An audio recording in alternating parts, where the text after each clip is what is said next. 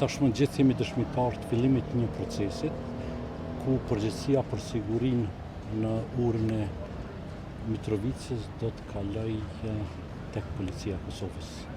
Kjo vije pas një pune jashtëzakonisht të gjatë dhe të suksesshme të gjitha institucioneve të sigurisë, pas sukseseve të njëpasnjëshme të policisë së Kosovës në sigurimin e rendit dhe ligjit, në ofrimin e sigurisë për të gjithë qytetarët pas një dallim.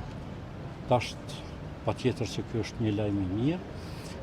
Gjithë procesi do të vijojë në koordinim të ngushtë mes KFOR-it, të cilët deri tani kanë pas përgjegjësinë e sigurisë në këtë urë dhe policisë Kosovës, por jo vetëm.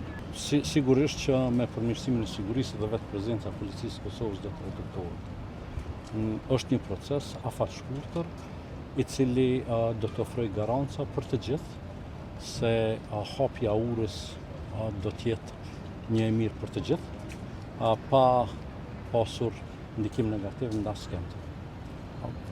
Do të vijë momenti kur hapat e ardhshëm edhe do të bëhen publike, edhe do të shihen ashtu siç po shihen sot, dhe një gjë e cila ka qenë breng, por edhe simbol i ndarjes për 27 vite, do të jetë një kujtim. Të gjithë jemi të angazhuar që ky proces të përfundojë sa më mirë që është e mundshme, shumë shpejt do të kemi lajme të tjera të mira.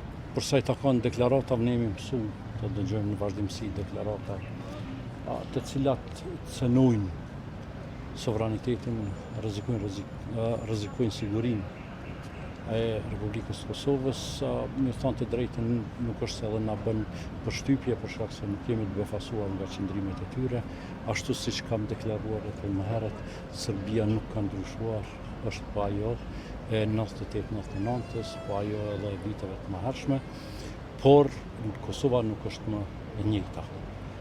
Kosova po forcohet, Kosova realisht po ecën përpara dhe është e gatshme që të marrë gjitha përgjegjësitë për të garantuar siguri për të gjithë.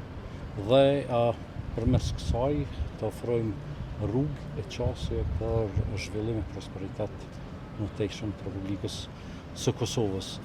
Për sa i takon shpalljes persona non grata apo person pa dëshirueshëm për drejtorin e telekomit të Serbisë, çdo kush që vjen në territorin e Republikës Kosovës dhe punon dhe pretendon që të rrezikojë sovranitetin apo integritetin territorial të saj, do të përballet me këto lloj